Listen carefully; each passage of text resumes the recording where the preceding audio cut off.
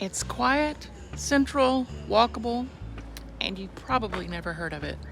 This neighborhood is like a pocket, a little pocket of peace inside Lisbon.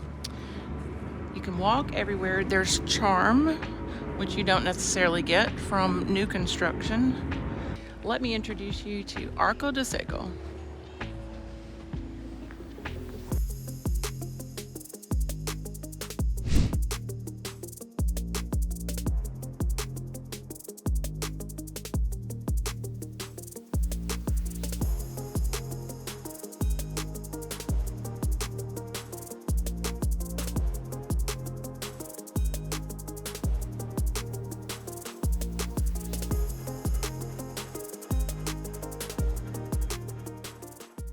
Now we're walking through Arco de Cego. It's a neighborhood that is, it's very unique. It's like a little village inside the big city of Lisbon. It was originally built as a solution to the housing shortage. I guess there's always been a housing shortage in Lisbon, and it was finished in 1935. I'll show you around. It's quite beautiful. Some of the apartments are in disrepair, but most of them are in really good shape. They've been renovated. It's very near some government offices, and so that means that there is definitely increased patrolling, so you can feel very safe here. I personally feel very safe all over Lisbon, but especially here, absolutely. Back there, that's part of the school. It's the best school in Portugal. That's what they say for public school, and we'll walk over there. And you can see the front of the school. The average price per square meter in this neighborhood is currently 6,244 euros per square meter. Not the most expensive, but certainly not the cheapest. But it's, you can tell it's so tranquil here. And look at these trees. I love all these streets that are covered in trees. In this neighborhood, they're all one-way streets. It's set out in with a lot of symmetry, which is nice. It's nice for me when I was first here because it would make it easier to find my way back. You can see over there that big building that is big bank building. All right, so that's the middle school. This is the school courtyard. I see a lot of personal trainers here working one-on-one, putting people through their paces, which is nice, and kids playing soccer and just hanging out. And there's a nice area for parents or members picking up the kids from school right over there. See that bicycle back there? They have these bicycles all over that are, well, they can be free. You sign up and then you have a certain amount of time at no charge, which is nice. See, there's the front of the school.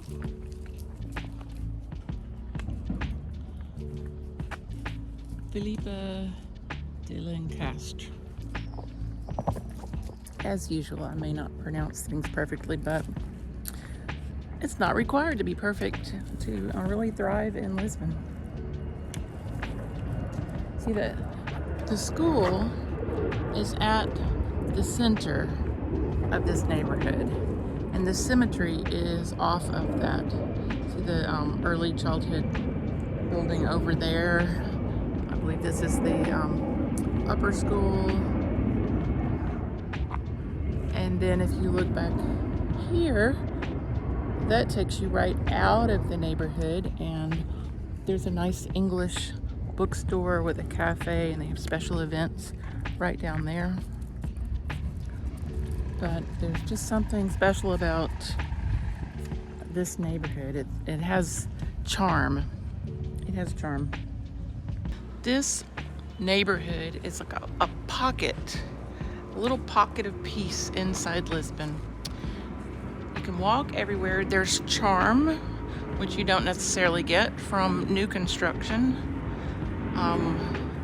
Look at that enormous bougainvillea down there. Little things like that. Kids walk to school. You see people hanging their laundry, people talking, a real neighborhood feel.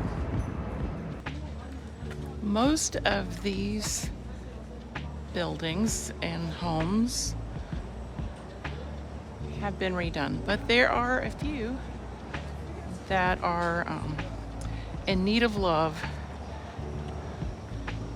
That's usually reflected in the price as well. It's a very desirable neighborhood, and sometimes you have to find things before they actually go online.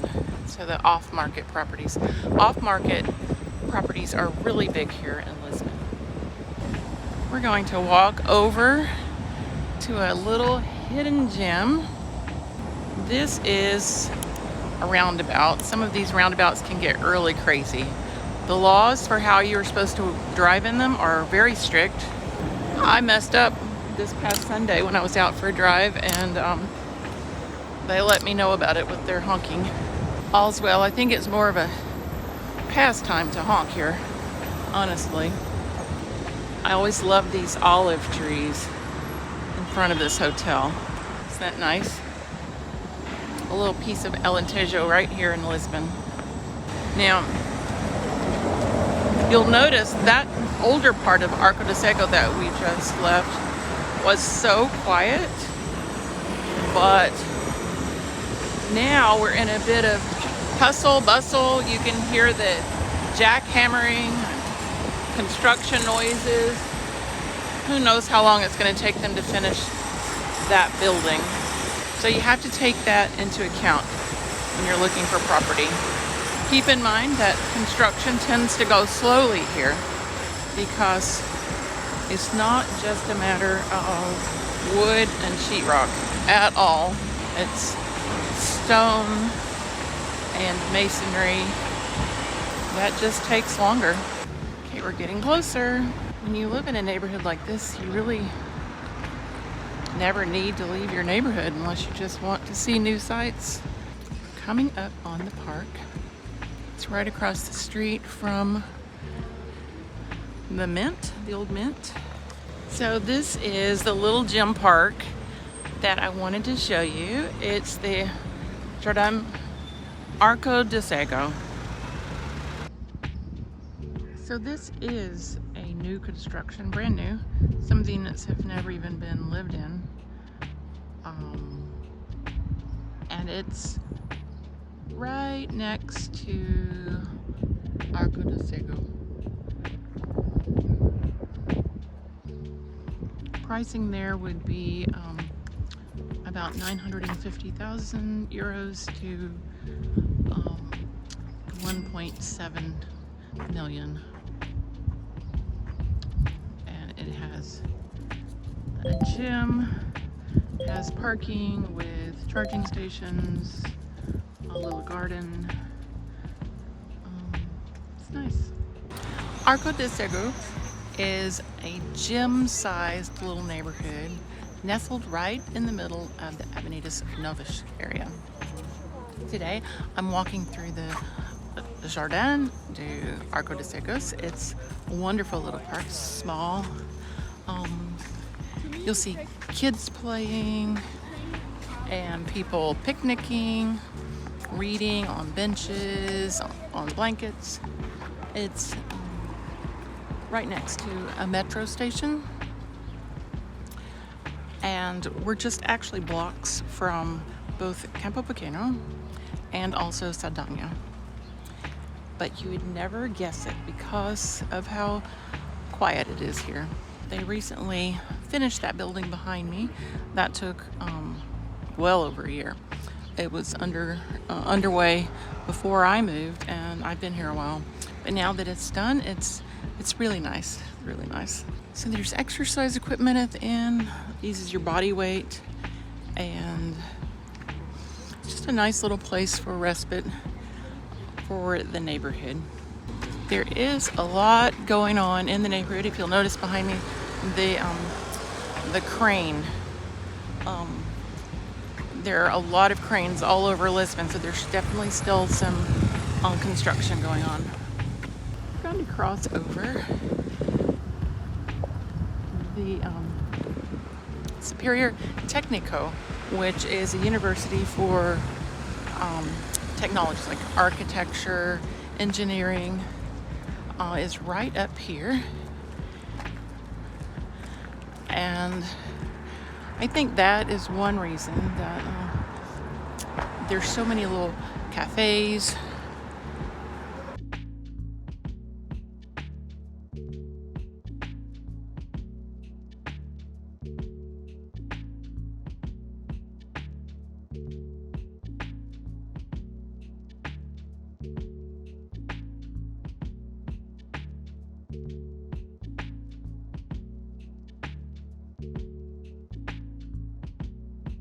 Places for students and locals to go and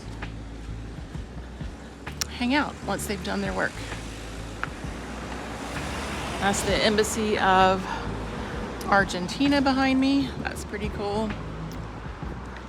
From time to time I see someone getting out and have a very official looking car.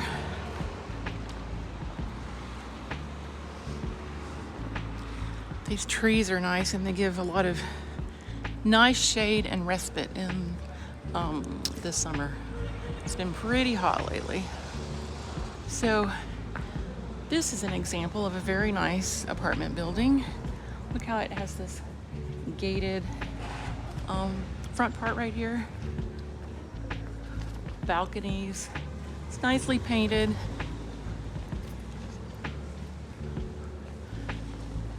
Some of these buildings will have an elevator, but some will not. Some will not. These, I believe, all would. But some of the older ones, especially in that old part of Arco de Cego that I've shown you, that was finished in 1935. Those are just 2 or 3 stories tall, and of course they do not have an elevator. They do a lot of painting on these buildings in the summertime. Okay, that gives you an idea of where we are right there. Okay, we're going to cross over. See, there's one side of Técnico right there. And again, these really nice little external courtyards for some of these buildings. It's nice. See, it's very calm here. Very calm. If you look way in the distance in that direction, you'll see that very, very large bank. And that's the other side of Arco de Cego. That's it. Great schools. It's a very nice, well-kept secret, really. You've probably never heard of it, but perhaps that's part of the charm.